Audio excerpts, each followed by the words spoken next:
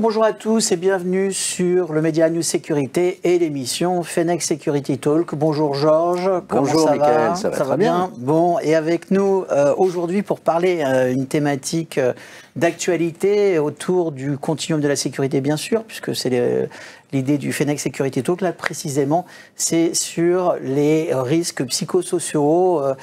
Qu'est-ce qui se passe au niveau de la sécurité publique, la sécurité privée, la police, la gendarmerie, les agents de sécurité?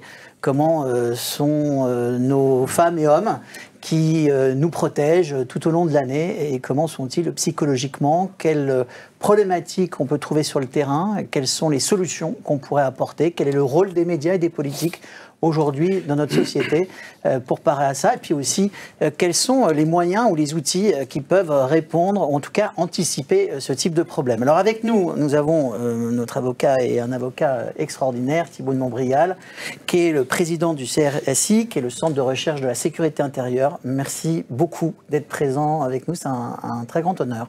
Merci à vous. À ma gauche, donc Bruno Delprat, qui est le directeur de développement stratégie marché de Dom+.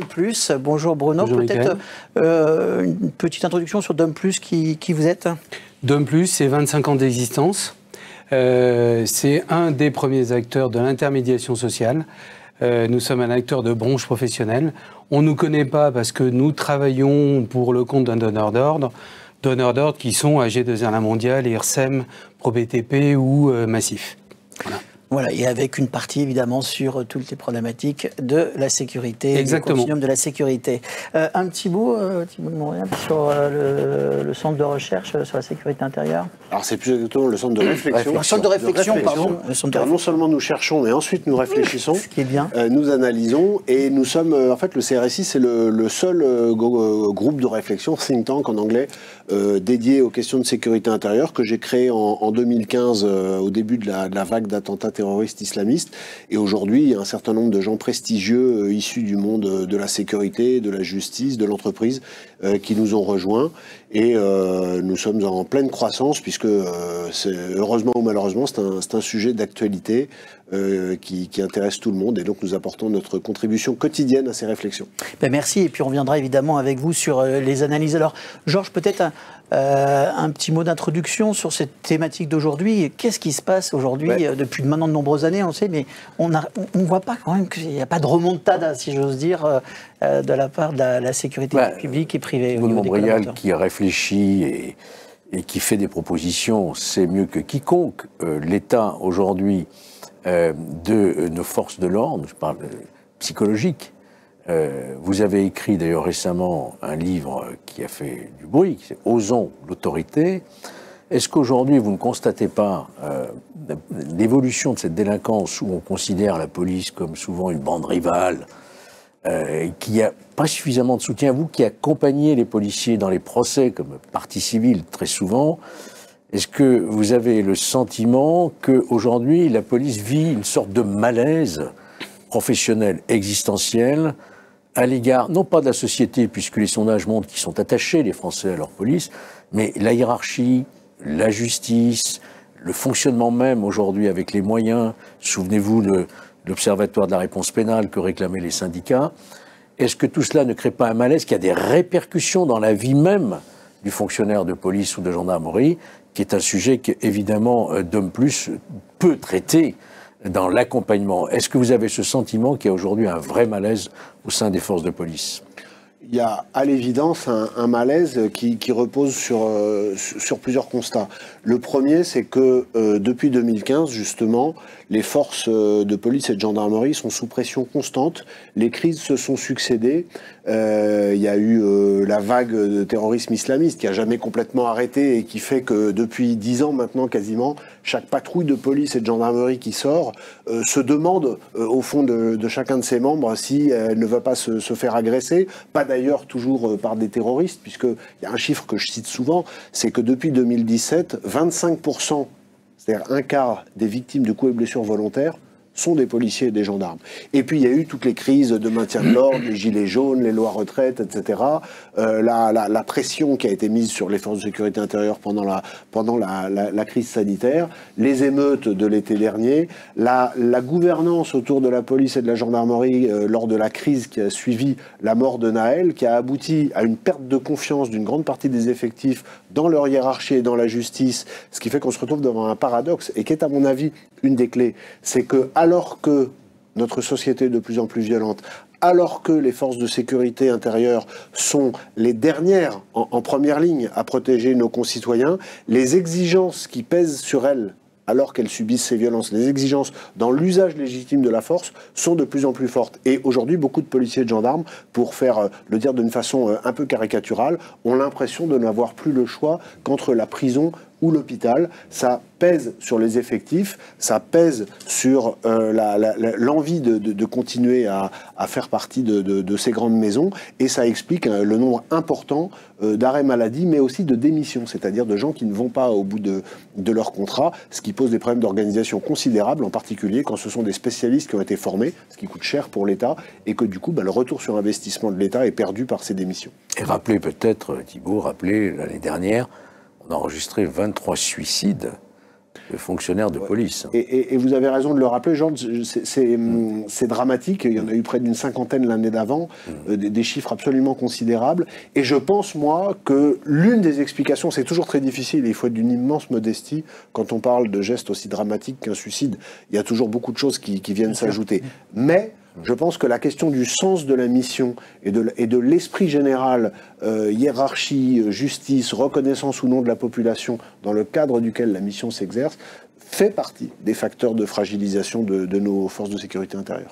Bon, René Delpraz, ça c'est quelque chose que vous pouvez justement enquêter, regarder, anticiper, aider justement. Alors, ce que dit Thibault et Monsieur Fenech, moi ça me parle parce que on accompagne depuis maintenant 3 ans une petite mutuelle de la fonction publique qui est composée de beaucoup de policiers, c'est Cybelle Solidarité. Peu importe la taille de la mutuelle, j'allais dire comment on les accompagne et qu'est-ce qui fait écho. Quand vous dites les risques de suicide et autres, moi ce que je peux vous dire, c'est que sur les 10 000 personnes qu'on a accompagnées, il y a 1 personne sur 5 qui est en fragilité, déjà. Et les fragilités sont autour de l'hospitalisation. Vous parlez des démissions et autres ruptures d'emploi. C'est à 21% de la cible. L'hospitalisation, la crainte de l'hospitalisation, si je suis hospitalisé, comment ça va se passer pour moi, ma famille et autres, ça c'est 59%, c'est une problématique. La partie aidant, parce que ce sont des hommes et des femmes, ils sont aussi aidants. 20%, difficultés financières 18 à 19%, comportement de santé en disant addiction et autres 14%, handicap 6%, décès 4%, précarité logement 3%, isolement 1%. Et dans cet ensemble de population, on a 1 personne sur 3 qui est en multifragilité. Donc, ce qui est énorme. Ce qui est énorme, parce que quand Thibault de Montbrial annonce ça, moi j'ai derrière du verbatim, des services, des gens qu'on a écoutés et qui nous disent voilà pourquoi ça va pas. Alors, quand j'analyse un peu plus cette population, et vous voyez, c'est pas un sondage, j'ai pas sondé des gens, est-ce que vous êtes contents ou pas de prendre des frigos quand vous arrivez sur la tête, quand vous arrivez, si c'est un sapeur-pompier, ils vont prendre un frigo qui tombe du 6e, vous êtes content de ça, oui, non. La plupart des gens ont en moyenne 53 ans, ça c'est hyper important, ils vivent seuls, 41%. Et là, Monsieur Fenech, c'est dramatique parce que, à force d'encaisser, c'est bien connu, ce sont des surhommes ou des surfemmes, mais à force d'encaisser des chocs dans son métier, on a un verbatim d'une femme qui disait je suis fatiguée, je suis pas sûr de pouvoir terminer la semaine, je vais peut-être finir là.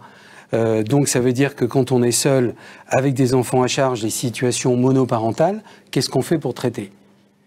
Et là, c'est une difficulté parce que Dom Plus écoute, entend. Il faut qu'on ait un lien direct avec le ministère de l'Intérieur en déposant les chiffres et en disant qu'est-ce qu'on fait? Parce qu'à un moment donné, au-delà de tout ce qu'on peut dire, au-delà des préventions collectives, Là, on a des situations d'hommes et de femmes qui vivent des situations de vie complètement difficiles et dingues. Pour rebondir sur ce que dit Bruno, il y a une chose qui illustre cette perte de sens, moi, qui m'a beaucoup intrigué. C'est que on a l'habitude de voir des policiers et des gendarmes, en tout cas c'est l'idée qu'on s'en fait, qui sont fiers de ce qu'ils font, fiers de leur travail, protéger, secourir, etc. Nous sommes à l'aube de l'organisation d'un événement dont chacun a bien compris qu'il est planétaire, les Jeux Olympiques, et on serait en droit d'attendre que tous les gens qui vont participer, quelle que soit la place à laquelle ils vont le faire, à l'organisation de ces JO qui vont être sous les regards du monde entier, en tirent une certaine fierté. Et notamment pour des policiers et des gendarmes, le fait de participer à la sécurisation d'un tel événement, c'est quelque chose qui peut représenter peut-être une des missions d'une vie, quelque chose qui les marquera. Eh bien, moi je suis frappé parce que beaucoup, évidemment, ont le sens de la mission et ils le feront de tout leur cœur. Mais j'en ai rencontré assez peu qui le feront avec enthousiasme. Et c'est une des illustrations, c'est-à-dire qu'il y en a, heureusement pas la majorité, mais qui n'ont pas du tout envie d'y aller. Mais même si la majorité va le faire, parce que heureusement les policiers et les gendarmes remplissent leur mission, mais il y en a, ils vont un peu subir la chose, et il n'y en a pas beaucoup qui vont le faire avec enthousiasme. Alors qu'en vrai, si on prend du recul et dans l'absolu, on pourrait considérer que de participer à cet événement, qui est l'événement d'une vie, c'est que ce soit quelque chose de prestigieux et de valorisant. Et c'est pas comme ça que c'est vécu. Alors on a des chiffres qui parlent, il y a des constats, on les fait tous, que ce soit les politiques, même les médias. Il y a des verbatims, Bruno, vous l'avez exprimé. Mais Georges, qu'est-ce qui se passe dans notre société depuis des années? On n'a pas le sentiment, en tant que citoyen, etc., que la sécurité globale, d'ailleurs, avec, encore une fois, la sécurité publique et éventuellement l'aide de la sécurité privée dans certains cas, les politiques ne prennent pas ça en compte, quels que soient les partis du reste. Non, moi je ne serais pas aussi sévère, surtout que ces dernières années, quand même, on a progressé. Il faut dire ce qui est. Bien sûr. On a progressé en termes de moyens, incontestablement. On a progressé aussi, Thibault va nous le confirmer, en termes de continuum de la sécurité, puisque cette loi a permis de mieux coordonner l'action de la police nationale, municipale et du secteur privé, incontestablement. On a enregistré des améliorations significatives, notamment aussi sous l'impulsion avec l'arrivée de Gérald Darmanin, qui a redonné confiance aux services de police, qui se sentait cette fois soutenu, contrairement à son prédécesseur. Mais pour autant, il y a toujours, pour moi, je pense que vous partagez ce point de vue, un vrai malaise qui se traduit par sans doute des problèmes plus difficiles de recrutement, des difficultés de vie en famille aussi. On voit bien les épouses, les enfants qui sont obligés de s'anonymiser quelque part dans les quartiers. On voit bien les menaces qui pèsent sur les fonctionnaires de police. Est-ce que, et là je suis l'ancien magistrat qui vous parle, Thibault, vous êtes avocat, est-ce que la réponse pénale, ou l'absence, ou l'insuffisance de réponse pénale aux actions qui sont menées notamment par tous les trafiquants de drogue, ce qui fait que la question même de l'intérêt de la fonction policière est posée pour certains, est-ce que tout cela ne participe pas de ce malaise ? Moi, je suis d'accord avec vous. Je pense qu'on peut... les failles, les défaillances de la réponse pénale, c'est un des éléments, mais qui doit se réfléchir dans un cadre qui, je pense, est un cadre plus grand. Malheureusement, nous sommes en train de vivre une forme d'affaissement de notre société. Il y a une explosion de la cohésion, il y a une fracturation, et les policiers et les gendarmes, ils sont sur le terrain, c'est-à-dire qu'ils sont vraiment en première ligne de cette fracturation. C'est eux qui en subissent les secousses les plus violentes. À partir de là, ils peuvent avoir l'impression qu'on leur demande d'écoper l'océan avec une petite cuillère, que certes Gérald Darmanin indiscutablement a apporté une sorte de fraîcheur parce que les policiers et les gendarmes se sont sentis compris avec ce ministre, mais ce ministre ne peut pas faire l'impossible. Ce ministre, il est tributaire, par exemple, du en même temps qui continue à gouverner toute chose depuis 7 ans, et en matière régalienne en tout cas, on ne peut pas gouverner avec le en même temps. On est obligé d'avoir un cap et de s'y tenir.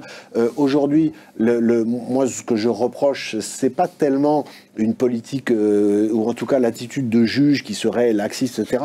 C'est des juges qui sont conformistes sur une base idéologique qui est celle des années 70, c'est-à-dire la défense sociale nouvelle, qui, pour faire court, consiste à considérer que le délinquant est tout de même en partie victime de la société dans laquelle il évolue et que ça doit conduire à l'excuser au moins en partie, hein, c'est ce qu'on appelle, pour faire court, la culture de l'excuse. Mais notre société, elle a complètement évolué. Aujourd'hui, la délinquance n'est plus du tout la même qu'il y a 40 ans. Elle est beaucoup plus violente. Les chiffres, il y a une agression par minute en France aujourd'hui.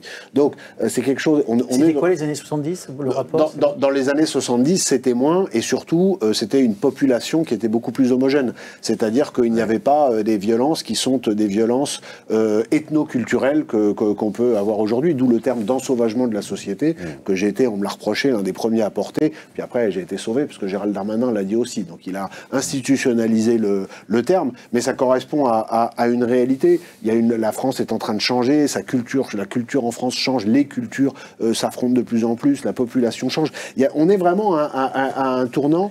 Et pour autant, je pense qu'il y a des choses, pour aborder, ça me fait penser, une solution possible qui pourrait, je pense, redonner un petit peu de courage aux policiers et aux gendarmes, et en lien, Georges, avec la justice, puisque vous en parliez à raison. Ce serait de créer, moi c'est quelque chose que j'appelle de mes voeux depuis longtemps, ça ne demande pas une loi, hein, ça demande juste, c'est de l'organisation, c'est de créer dans la justice des pôles régionaux compétents pour traiter des affaires des policiers et des gendarmes, qu'ils soient poursuivis pour des faits de l'exercice de leurs fonctions ou qu'ils soient victimes. Exactement à l'image de la grande criminalité organisée, des accidents collectifs ou des dossiers médicaux complexes qui sont traités, qui sont regroupés par des grands pôles régionaux. Pourquoi ? Parce que les policiers et les gendarmes, quand ils sont concernés directement par les dossiers, je ne parle même pas de la façon dont ils considèrent qu'on traite les dossiers quand ils arrêtent les délinquants, mais quand ils sont concernés, ils ont l'impression que les juges, qui sont pourtant dans la même chaîne de sécurité qui protège les Français, ne les comprennent pas. Donc je dis, créons de telles juridictions régionales spécialisées qui permettraient d'avoir des juges qui soient acculturés au métier des forces de sécurité intérieure. Il pourrait y avoir des stages communs, etc. Une connaissance de la réalité, par exemple, de la violence subie par les policiers, pour savoir ce que c'est que l'usage de l'arme sur le terrain. Éviter d'avoir, par exemple, des magistrats qui, comme j'ai eu l'autre jour encore à l'audience, sortent l'énormité qui consiste à dire « mais monsieur, vous ne pouviez pas tirer dans les pneus ». Quand on sait ce qu'une cartouche de 9 mm est incapable de faire sur un pneu, et qu'en plus une voiture sans pneu peut encore rouler plusieurs centaines de mètres, c'est une double absurdité. Eh bien, formons des magistrats pour être mieux en capacité de traiter ces dossiers. Et donc, ce serait, juste pour finir, une marque, me semble-t-il, de considération pour les policiers et les gendarmes. Et ça coûte rien, puisque c'est de l'organisation. Vous militez aussi pour peut-être une modification législative de la légitime défense appliquée aux forces de police qui sont auteurs d'un tir de riposte. Vous êtes pour faire évoluer ces conditions-là? Moi, j'ai longtemps considéré que la loi de 2017, qui est le nouveau cadre, était une loi qui avait vocation à favoriser le raisonnement des magistrats, avec les 5 cas qui y sont prévus. Mais en réalité, on se rend compte que le mieux est devenu l'ennemi du bien, puisque qui dit texte plus long, dit texte plus compliqué, donc interprétation multiple. Et en fait, le nœud du problème, Georges, c'est la façon dont les magistrats l'interprètent. Donc je pense que c'est... Peut-être qu'on peut faire évoluer la loi, mais je pense qu'il vaut mieux faire évoluer l'état d'esprit et avoir une spécialisation. Alors revenons quand même au cœur du sujet. Oui, mais c'est le cœur du sujet. Bien sûr, aussi, mais n'oublions pas que dans les problèmes de burn-out, de dépression, etc., ou de mal-vivre, il y a tout un tas de piliers. Pilier matériel, le pilier financier, le pilier social, familial, et puis bien sûr la pression. Il s'avère que quand on va... Pour certains, vont pas bien dans le boulot, ils ont quand même la famille qui est là. Là, on a l'impression, dans les verbatims et les sondages que vous avez établis avec Domplus, c'est qu'il y a un sentiment où tout va mal. Enfin, il y a aucun pilier qui fonctionne véritablement auprès de nos forces régaliennes. Pas pour tous, encore une fois, pas pour tous.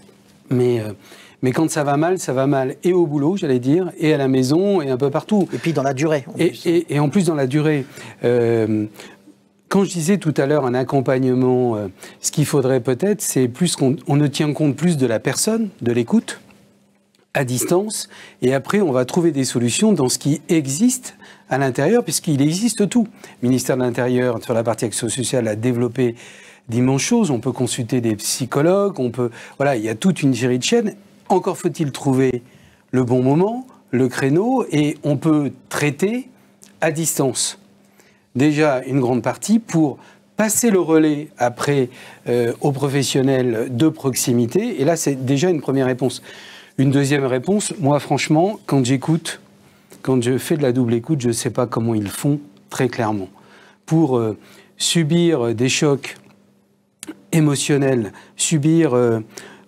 aujourd'hui, je m'aperçois en vieillissant qu'on a de moins en moins de scrupules de parler de santé mentale.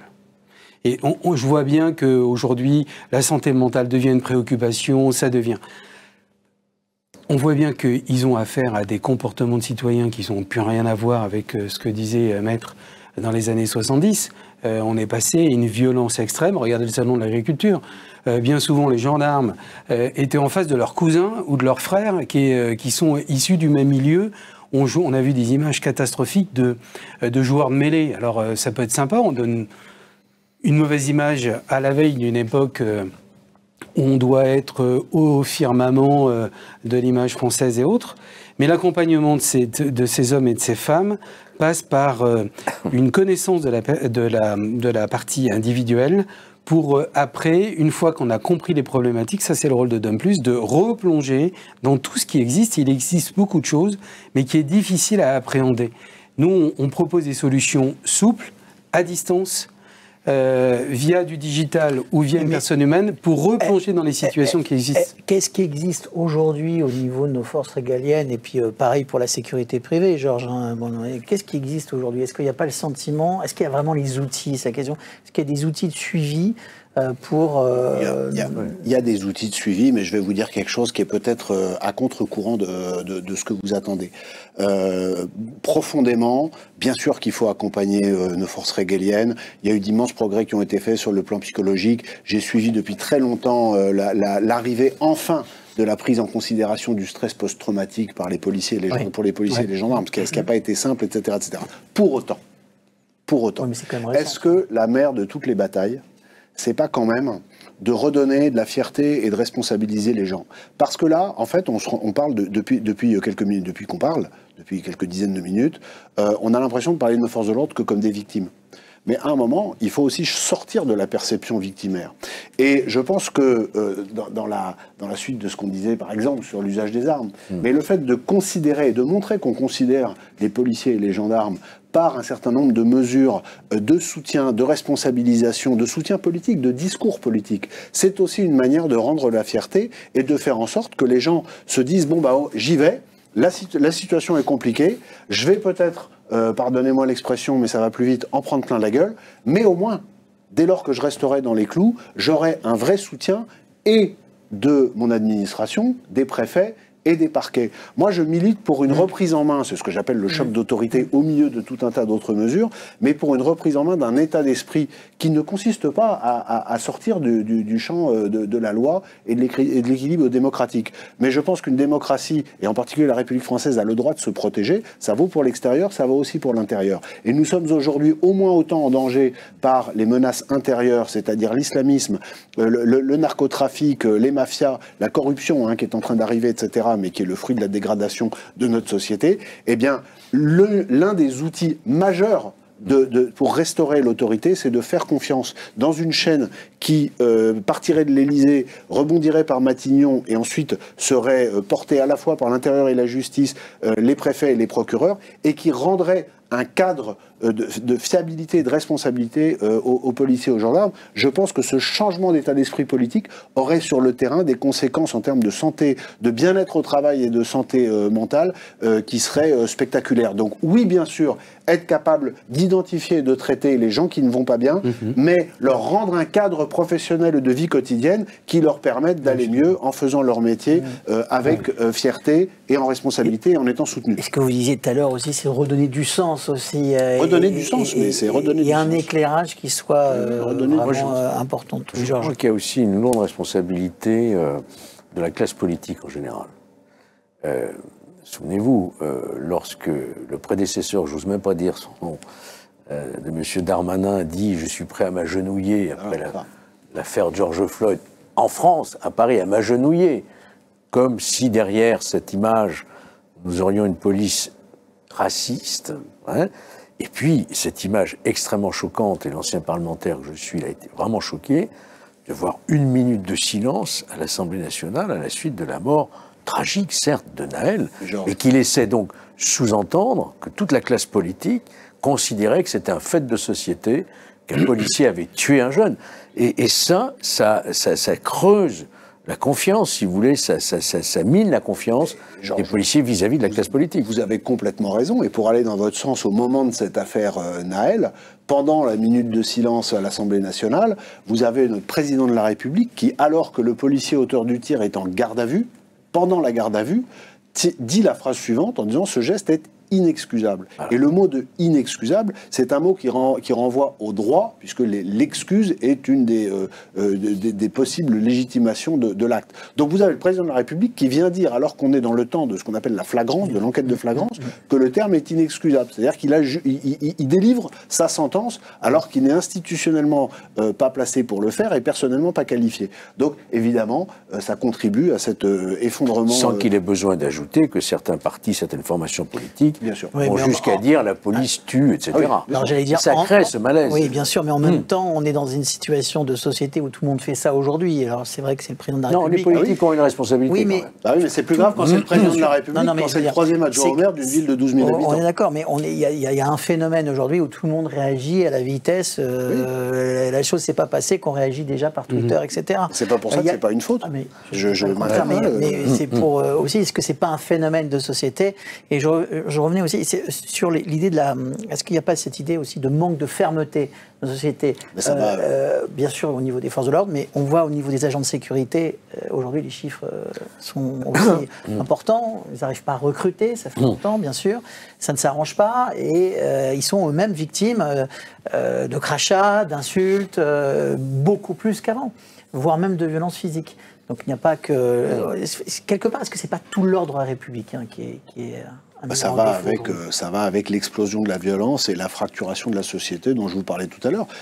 Il est tout à fait évident que les agents de sécurité privés qui sont dans les établissements recevant du public et qui doivent gérer les énervements d'un tel, l'ivresse publique d'un tel, stadiers, etc., les stadiers, les gens dans les supermarchés, etc., sont eux aussi évidemment en première ligne. En plus, dès lors que si jamais ça part en grande violence, ils n'ont pas les moyens dont disposent les policiers et les gendarmes, ni les moyens ni les outils, c'est ce que je voulais dire. Donc, vous avez évidemment raison. Bruno, par rapport à ça, justement, une réaction? J'allais dire, autant on peut construire quelque chose autour des agents de la fonction publique, parce que autant le privé reste un peu un parent pauvre, et il faut s'en inquiéter aussi. Côté marque employeur, de ces entreprises qui doivent recruter et qui doivent créer un environnement autour de ces personnels. On retrouve les mêmes difficultés de recrutement dans les services d'aide à la personne, qui rendent un rôle éminemment important et qui sont confrontés à des violences de tous les jours. Donc oui, là aussi, il y a un peu de travail. D'un plus, va s'y investir concrètement. En ayant toujours, comme nous l'avons toujours fait, une écoute du marché, une réponse appropriée et des donneurs d'ordre pour porter les financements de ces choses-là. Oui, c'est un vrai sujet qu'il faut préempter. Est-ce qu'il n'y a pas aussi dans les solutions ou la prise de conscience qui peuvent être mises en place justement pour aider nos amis policiers, gendarmes et agents de sécurité? Est-ce qu'il n'y a pas une meilleure répartition à avoir en France des missions? Alors certes, il y a une loi qui est apparue, mais est-ce qu'on ne doit pas aller plus vite? On voit en Espagne, il n'y a pas ces problèmes-là. En Italie, il y a moins ces problèmes-là. Je ne dis pas qu'il n'y en a pas, mais c'est moins. On a l'impression qu'en France, on est très très loin de l'exemple des autres pays en matière d'anticipation de l'ordre. Je pense qu'il y a quand même une augmentation générale de la violence en Europe qui a pour partie des causes communes sur une immigration non maîtrisée, sur des problèmes avec la justice, etc. Néanmoins, en France, pour rester chez nous, je pense que il faudrait, mais c'est une incantation qu'on entend régulièrement, mais il y a ce qu'on appelle les tâches indues, il faudrait enlever les policiers et les gendarmes de tout un tas de tâches, de faire ce qu'on a les missions dites de plante verte, c'est-à-dire de surveillance d'endroits qui ne sont pas vraiment à risque. Il y a parfois des endroits où on met des policiers et des gendarmes juste pour le prestige de ceux qui habitent, sans qu'il y ait de vrais risques. Donc tout ça, ça fait partie des choses qui doivent pouvoir changer. Il y a des missions qu'on peut transférer à la sécurité privée. Moi, je fais partie des gens, il y a deux écoles chez les spécialistes de la sécurité. Moi, je fais résolument partie des gens qui pensent, et je le dis en particulier depuis 2015, que ce continuum, il est dans l'intérêt de chacun. C'est-à-dire que le fait d'avoir plusieurs gammes de sécurité privée, la sécurité privée armée, une sécurité privée non armée, mais bien formée pour différents types de situations, etc. La sécurité électronique, c'est autant, non mais absolument, c'est autant... D'abord, ce sont des emplois créés, ça correspond à une demande économique, et c'est autant de forces régaliennes, c'est-à-dire police, gendarmerie, qui est dégagée pour faire autre chose. Donc c'est multivertueux. Et plus notre société va s'enfoncer dans la violence, parce que ça va d'abord aller plus mal avant d'aller mieux, il ne faut pas se leurrer, plus il faut penser la sécurité de façon transversale, en veillant à ce que les missions, qui sont des missions régaliennes de type évidemment police judiciaire, maintien de l'ordre, etc., évidemment restent entre les mains de l'État, ça n'est pas question de les déléguer, mais il y a tout un tas de missions, y compris de sécurité de sites par des gens armés qui peuvent se développer. On peut citer deux exemples. S'il n'y avait pas eu l'intervention de la police municipale de Nice, cette église, qui a neutralisé, la police municipale armée, qui a neutralisé le terrorisme. S'il n'y avait pas eu le courage d'un stadier en 2015, lors de l'attentat du Stade de France, qui a empêché la bombe de rentrer, l'homme qui portait la bombe de rentrer, on aurait eu un massacre plus important. Donc on voit bien que ce continuum de sécurité a une... Et on avait aussi, il y a la dernière émission du Fenech Sécurité Talk avec la sécurité interbailleur, qui est une sécurité privée, le groupement, par exemple le GPIS, ou le GIT à Toulouse, le GPIS qui œuvre dans le nord de Paris et certains arrondissements de Paris. On voit que les efforts qui ont été mis en place portent leurs fruits, et ça permet, en étroite relation avec la préfecture et la sécurité publique, justement, d'avoir des résultats qui sont très positifs en matière d'anticipation. C'est très intéressant ce que vous dites, parce que les groupes interbailleurs, dont par exemple le GPIS, ont vraiment, par leur présence sur le terrain, un impact sur la tranquillité publique. Et ce qu'il faut comprendre, c'est que quand on parle de ces sujets depuis le haut, on considère que c'est des tranches de saucisson, c'est-à-dire que vous avez différents types de services, certains sont régaliens, d'autres sont municipaux, d'autres sont privés, etc. Mais quand on inverse le prisme et qu'on regarde du terrain, en fait, sur le terrain, les gens qui savent pas, qui sont pas dans la sécurité, soit il y a du bleu, soit il y en a pas. Alors évidemment, après on peut affiner, mais le fait qu'il y ait des agents, par exemple comme ceux du GPIS, ou des agents de sécurité privée dans certains endroits, ça crée de la présence et ça concourt à la tranquillité. Alors évidemment, après, il y a des seuils de capacité d'intervention, mais ceux qui sont là peuvent appeler du renfort. Puis surtout, mais donc, c'est toujours vertueux d'avoir des gens sur le terrain. Ces personnes sont là de manière quotidienne dans les quartiers, connaissent les habitants, donc il y a un lien de proximité qui se fait. Ils ne sont pas là pour, comment je dirais, rétablir l'ordre. C'est pas leur mission s'il y a des problèmes. Et leur présence est dissuasive quand même. Leur présence est dissuasive, elle permet des services, donc on voit bien qu'il y a des solutions et qui permet aussi d'alléger ce que vous disiez depuis le départ, c'est que depuis 2015, les policiers et les gendarmes sont surchargés, ont une surpression de leur mission. Donc il y a quand même des solutions aujourd'hui qui émanent du terrain et qui portent leurs fruits. Est-ce que c'est pas non plus une des solutions justement pour faire en sorte que de diminuer le stress quelque part Alors c'est une solution, après il faut bien expliquer, c'est-à-dire qu'il faut bien expliquer qu'on est dans un continuum et qu'on n'est pas dans un remplacement. C'est-à-dire que oui, mais c'est important, parce que vous avez les gens qui ne sont pas des spécialistes de ces questions peuvent de façon assez légitime se demander si finalement il ne va pas y avoir un renoncement de l'État à assurer la sécurité des personnes et des biens, avec le risque que du coup on passe à une sécurité globale privée, avec là pour le coup des dérives qu'on peut facilement imaginer. Donc il n'est pas question de ça. La question, c'est une harmonie en complémentarité. Une complémentarité. Et Georges, vous évoquiez la police municipale, c'est vrai que j'en avais pas parlé, mais la police municipale, c'est pour moi un vrai pilier aujourd'hui. Ah oui. C'est 20 000 agents. C'est la troisième force. D'ailleurs, moi je préconise, parmi les propositions qu'on formule depuis longtemps au CRSI, il y a le fait d'avoir une formation unique avec des écoles qui fassent une formation unifiée des gens de la police municipale et ça c'est un truc qui est technique mais qui est très important, avec une grille de rémunération qui soit unifiée et avec une base de rémunération qui soit prise en charge pour la retraite. Pardon du point très technique, mais c'est une énorme attente des gens qui travaillent dans les polices municipales, puisque aujourd'hui, il y a un peu comme, vous parliez de remontada tout à l'heure, un peu comme au foot, le mercato, vous avez les villes qui se font une concurrence pour attirer les meilleurs éléments, et avec des salaires qui sont parfois très attractifs. Mais les salaires ne sont pas pris en compte pour la retraite, et il n'y a qu'une base qui est extrêmement faible, qui est prise en compte pour la retraite, et donc les agents de police municipale se retrouvent parfois bien payés pendant leur carrière, mais avec une retraite qui est très faible. Je pense qu'il y a là une réforme nationale qui devrait être mise en œuvre et que ce serait vertueux pour tout le monde. Vous avez parlé de formation dans la police municipale, d'améliorer les formations dans la police municipale. Est-ce que c'est pas la même chose au niveau de la sécurité privée? On voit en Espagne, par exemple, les agents de sécurité, pour beaucoup, je crois que c'est la majeure partie, sont formés par notamment des gens de la police nationale. Ça permet de revaloriser le métier. Est-ce que ce n'est pas des outils, justement, ce qui permettrait de montrer le continuum dans tout ça, Splendeur? Je pense que plus on crée un cadre initial de formation et ensuite un suivi qui est identifié le plus uni possible, plus on rassure, et plus on rassure, plus on contribue à des missions qui sont menées de façon efficace.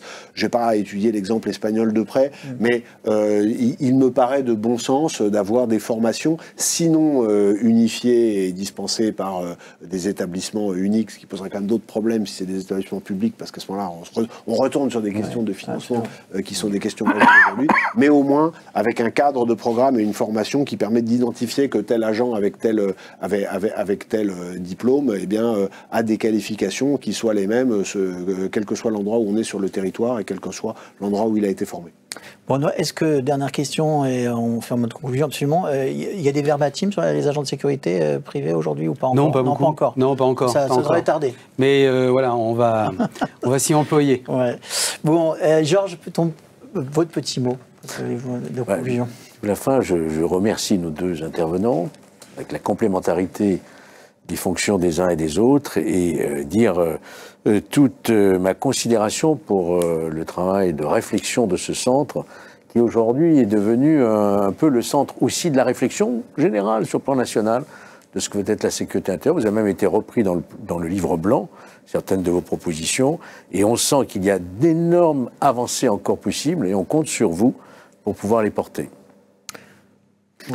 Oui, merci pour ces mots aimables, Georges Fenech. Ce qu'il faut comprendre, c'est que une des choses qui plombe notre pays dans ces moments difficiles, c'est souvent une manière de penser qui reste trop conformiste. C'est-à-dire que, eh bien, génération après génération, les gens qui ont concouru à la sécurité intérieure, policiers, gendarmes, préfets, politiques, ont une vision qui correspond à celle qu'ils ont eue tout au long de leur carrière.